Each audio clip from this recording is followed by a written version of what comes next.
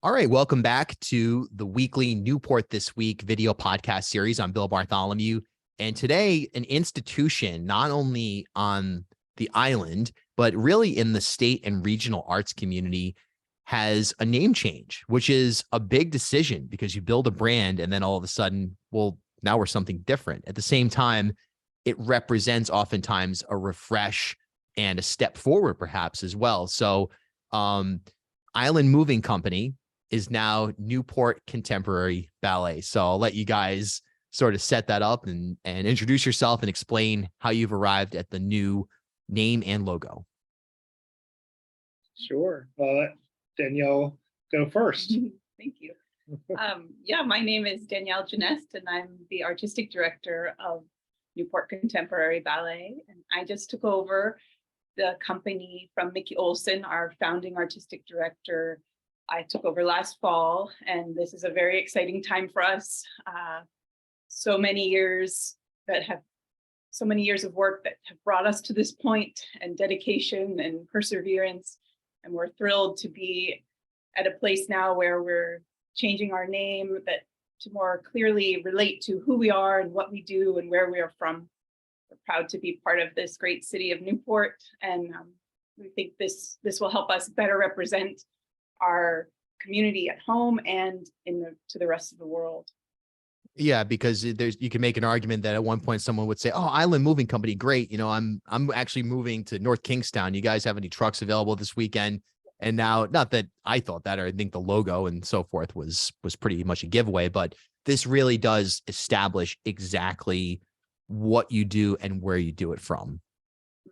Yeah, and actually, just following up on that, we would get at least 5 or 6 calls a month looking for moving services. So that was part of the reason. But as Danielle said, there are many others to build on the legacy of the last 40 years. So I'm Peter Bramante, and I'm the executive director here at Newport Contemporary Ballet, and proud to be a co-leader of the organization with Danielle. I joined actually in just pre-pandemic in 2020.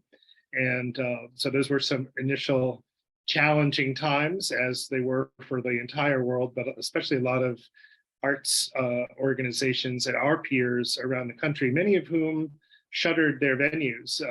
They couldn't sustain their operations. And so we are fortunate. I think one of the things that both drew me to this opportunity, my background was in dance and the arts for all of my career. But this company had a legacy of innovation, resilience, and collaboration. And those three legs of the stool, so to speak, are a big part of our culture to date. And that's also what helped us navigate the challenging time to emerge to where we are. And as Danielle said, we're poised now with a new vision, a new name, and new artistic leadership to really move forward into the new year and the new decade for us. When it comes to programming, are there any shifts in programming from what Island Moving Company became so well known for? Not only in terms of the city or Quidnick Island, but regionally, you really have a tremendous brand. Are there any shifts in programming or anything like that are going to be associated with this rebrand to Newport Contemporary Ballet?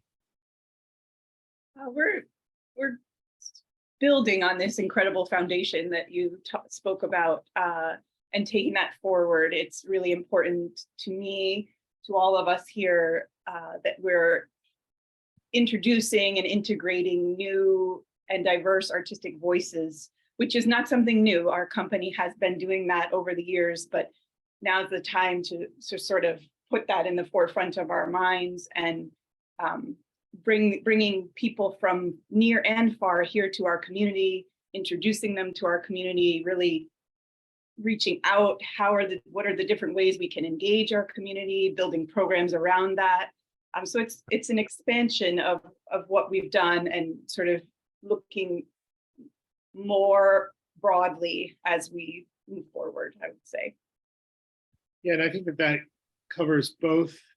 There's an intentionality about it, and that was part of our new strategic plan. That also that the rebrand and new naming came forward from as well. And so that intentionality is about deepening, as Danielle has said, what was already in place and bringing it more center and present. And that is not only just in the art being made and the creation of performance work, but also in our community engagement and our education work as well. That the arts are an incredible bridge for a number of reasons. They can, yes, bring joy and humanity and culture to a community, right? That's what we think of when we attend live art, whether it be theater, music, or dance. In our particular case, dance obviously is at our forefront, but also in terms of how it helps a community connect with each other and also provide opportunities, sometimes that are actually, without exaggerating too strongly, that life transformation opportunities, pathways for young people who, whether they pursue an actual performance career or not, is not even the point. It's about building young people's confidence, self-esteem, curiosity for the world around them and people, and building those kind of life skills. Dance is such, of all the art forms, it is the most ephemeral. It's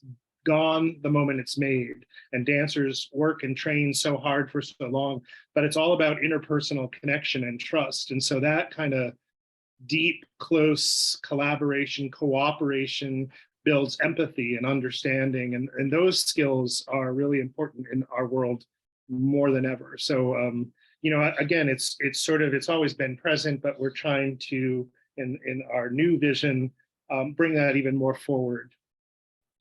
Newport has a long history of being a hub of the arts, and it's gone through many different phases, and you have been a part of a number of those different phases.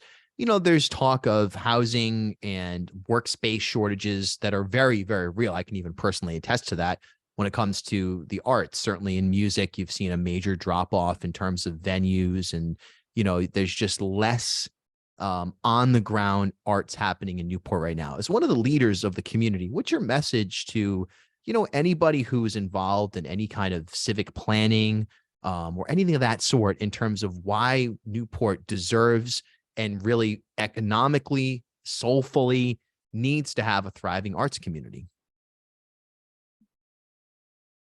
Well, I would say that it's sort of two sides of a coin. In one way, we're very fortunate that for such a small year-round population, this community does host and is home to world-class arts and cultural groups that really, it's an enigma that they exist in a community this size. But that said, space and affordability are real issues. And even our dancers, like public servants, don't make a lot of money, and housing costs here are extremely high. And to be able to retain world-class talent here is difficult, and that's a real issue in the labor force, across all sectors, I think. So commitments to finding ways around affordability, access to safe, quality housing, the kinds of public policy. And I think that we're fortunate there are leaders here who understand and see that. And, one of our goals in terms of, while there are amazing cultural resources, there is not a proper performance space in the city of Newport. And I know the Opera House is trying to bridge that gap, and we will certainly be part of the use of that space when it comes online for programming that's appropriate. But that's one of the reasons for building our Center for Arts, Dance, and Education, is, yes, to find a proper permanent home, and one that we do feel that we should have after 40 years, of sort of picking it up by your bootstraps, to actually have an appropriate space, because it does also then become a beacon for Newport and Newport County as a place for live performing arts to thrive. And that can be a much broader definition than what people might think.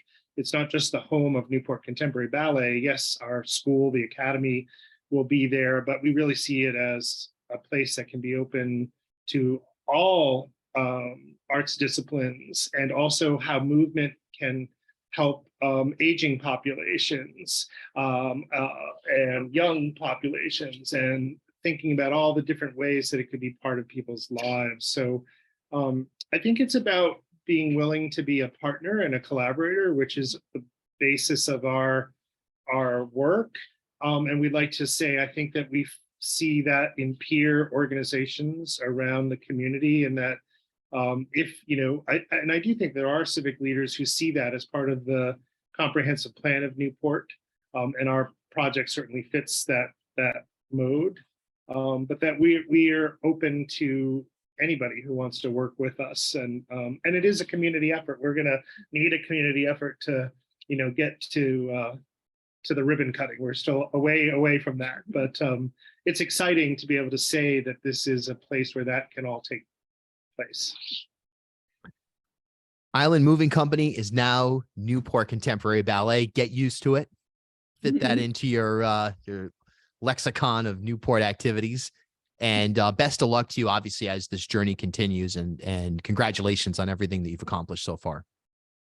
Well, thank you so much for having us, and hope to see you and your audience base in a future show sometime. Absolutely.